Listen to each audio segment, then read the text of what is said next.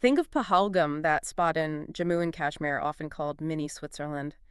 You picture these incredibly peaceful meadows, Oh, right? absolutely. That classic postcard scene. But what happened there recently, um, a terror attack on Tuesday, April 22nd, it just shatters that whole image. It really does. It's a stark reminder, isn't it? Yeah. How quickly beauty can be overshadowed by, well, horror. Those Viceron Meadows just a few miles outside Pahalgam. Yeah, they became the site of a truly brutal event. It's shocking to think that such violence could erupt in a place so renowned for its tranquility. And this wasn't just some minor incident. No, not at all. 26 lives lost.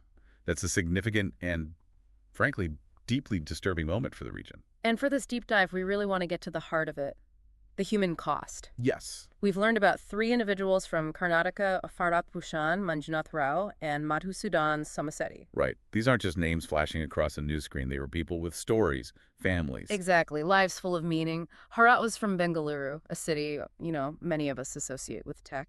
Manjunath hailed from Shivamoga. And Madhusudan, he lived in Bengaluru for years, software engineer, but originally from Andhra Pradesh. That's right.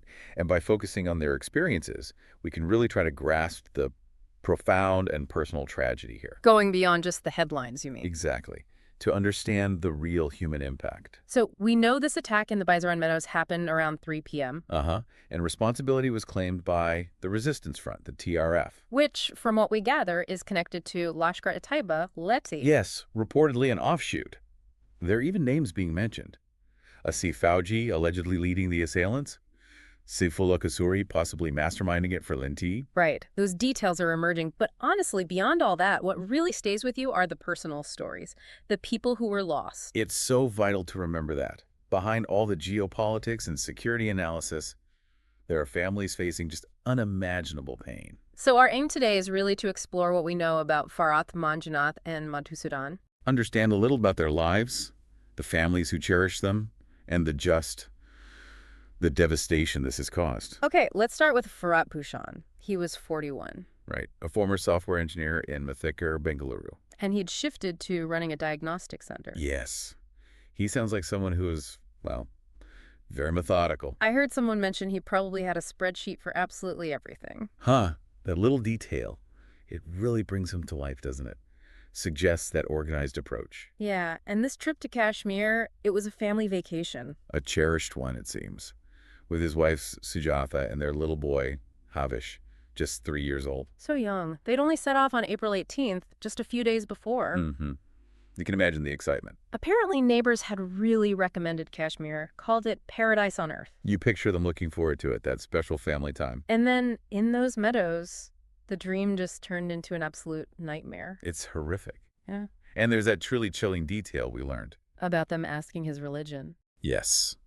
Reportedly asking Farat his religion before killing him, in front of his wife and son. God, that's just unthinkable cruelty, witnessing that. It's deeply disturbing. It highlights the hate behind it, and while Sujatha and Havish survived physically, the trauma. Undoubtedly. The psychological scars must be profound, long-lasting. And back in Bengaluru, his parents, they're elderly. Yes, and dealing with health issues. His mother is apparently bedridden, was recently hospitalized due to the heat. And she doesn't know. No. Tragically, they're trying to shield her from the news. Given her health, it's heartbreaking. Imagine trying to manage that, protecting her while dealing with your own grief. His father, a retired educator, he knows. Yes, he's been informed. And his brother, Pritam Chinavarappa, rushed straight to Kashmir. It just shows how tragedy ripples out, doesn't it? Touching so many lives in the family. Farad's body was brought back to Bengaluru on Wednesday. Along with his wife, son, brother, and others from their travel group. Narasim, KJ Chandrasekhar, Shri Hari Prasad N, M. Deepu, MS Rahul. They were all there. That flight back. Yeah. You can only imagine the atmosphere. A journey that should have been joyful, now just filled with sorrow. That somber return home, it really drives home the finality of it all. The raw reality of the loss for everyone on that plane. And it sounds like Farad was a real community person, too. Oh. A neighbor mentioned how he was always helping out, fixing Wi-Fi, bringing over homemade dosas, things like that. See, it's those everyday acts of kindness. They really show you someone's character. Definitely. His absence is going to leave a huge hole, not just for his family. Absolutely. Losing someone like that, known for being helpful, generous, It impacts the whole neighborhood. Okay, let's turn now to Manjunath Rao, 47 years old. Right. A businessman from Shivamogga, involved in real estate, I believe. And for him, this trip to Kashmir with his wife Pallavi and their son Abhijaya, it was a big deal. Yes. Described as a bucket list item. Something he'd really wanted to do. His wife Pallavi said it was his dream to visit Kashmir. They started their trip the same day as Kart's family, April 18th. And interestingly, there was some hesitation. Relatives were concerned. Yes, that detail emerged, which, looking back now, is just incredibly poignant. He even called home that Sunday, the day before the attack. Oh, really? Yeah, apparently full of excitement, talking about exploring a more remote area. Wow. Hearing that, the joy, the anticipation, just days before, it's hard to process. That last call, filled with happiness. It's now such a painful memory for them. The contrast is just devastating between that joy and what followed. And like Furat, Manjunath was also killed there, in the Vaisaran meadows. Right in front of his wife and son. Yeah. Who thankfully survived. Talavi and Abkhija, they've returned to Shivamogga now with Manjunath's body. And again, the Karnataka government helped arrange special flights for them. That prompt action, arranging transport. Yeah. It's necessary support at such a horrific time. It is. Logistical help matters. But as we've said, it can't possibly touch the deep emotional wounds they're carrying now. It's good to know, though, that the community in Shivamogga is rallying around Pallavi. That kind of support can be a lifeline, truly. But still, the impact of such a violent loss, it's going to be felt for years. It's not something you just get over. You know, the trauma of witnessing it, plus losing her husband, it leaves an indelible mark on Pallavi and on young Abhijaya, too. Manjunath's absence will be deeply felt in every part of their future. Oh, yeah. And finally, there's Madhusudan Somisetty. Yes, a software engineer. In his 40s. Originally from Nellore, Andhra Pradesh, but living in Bengaluru for about 15 years. Part of the IT scene there. You can almost picture him, right? Laptop bag, coffee. Huh. Yeah, a relatable image. He'd built a life there. And this trip, it was planned as a special treat for his family. His wife Venkata, daughter Meda, and son Mukund. He envisioned quality time, together in the mountains, a family getaway. A neighbor, Babu, described him as just a really good, helpful man, still in shock about it all. It sounds like they were all in high spirits when they left, excited about the trip. These glimpses, they paint a picture of ordinary, decent people whose lives were just cut short so unexpectedly. And so cruelly.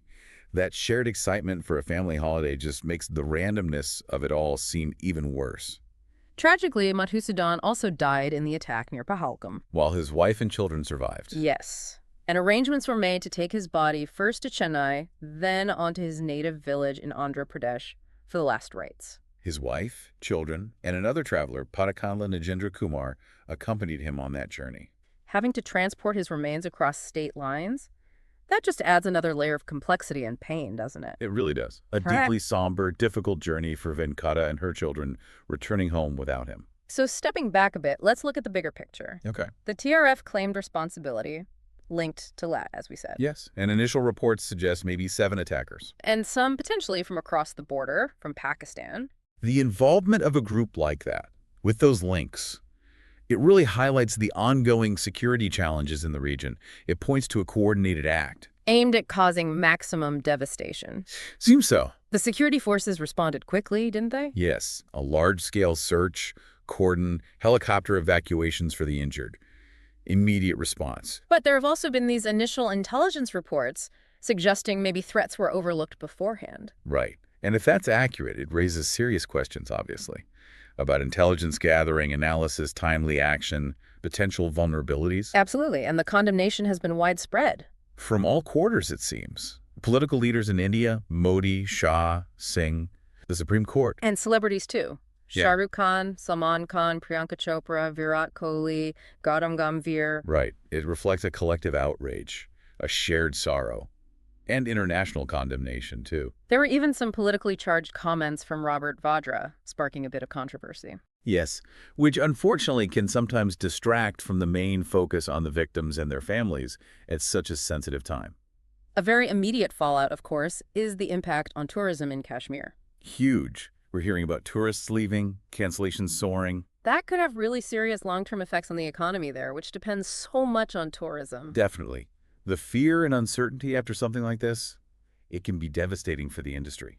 Rebuilding that trust will be a major challenge. Now, the Karnataka government, they seem to have acted very swiftly, Yes, arranging special flights, getting stranded Kannadigas home, over 40 of them. sending officials to Kashmir, setting up helplines. The numbers were 0433444334, 08043344335, and 08043344336, if anyone needs them. Right. And State Minister Santosh Lad, Bengaluru South MP Tejasvi Surya, they were actively involved. They even urged tour operators to share info about any other Karnataka residents still in the area. It's commendable, that coordinated response in a crisis. It shows a commitment, definitely, providing assistance and support. But, and it's a big but, as we've said all along, these actions, important as they are, They can't mend the loss. Not really. not for Bharat's family, Manjunath's family, Madhusudan's family. The personal loss is just profound. Absolutely. Logistical support, financial aid. It's vital, but it's insufficient for that deep emotional void. When you really stop and think about it, the futures of those children, Bharat's son Havish, Manjunath's son of Hijia, Madhusudan's children Meta and Mukund. Their lives are irrevocably changed. They face a future without their fathers. It's perhaps the most heart-wrenching part, navigating life's big moments without that guidance, that love. And then you have Bharat's mother, still unaware, Pallavi, facing widowhood, Venkata returning to an empty home. The trauma for all the survivors, too, that's a heavy burden. It is. The impact stretches so far beyond the immediate victims, the invisible wounds, the grief. It persists.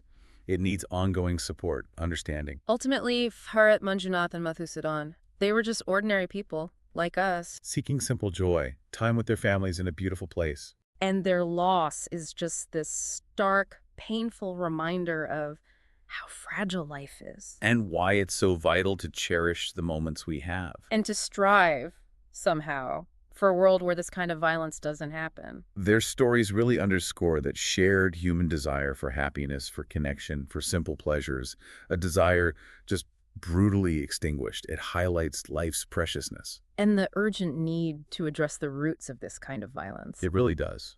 As we wrap up this deep dive, I guess we can only hope.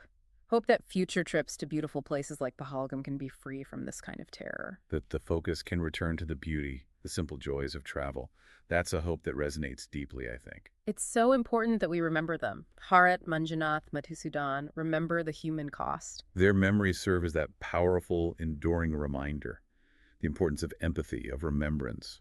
And maybe this pushes all of us, to think about the wider implications. The need for security, yes, but also for resilience. Indeed. It prompts reflection on those complex challenges. Security, human resilience, and that enduring pursuit of peace in a world still marked by conflict. Thank you for joining us for this deep dive. We'll leave you with that thought.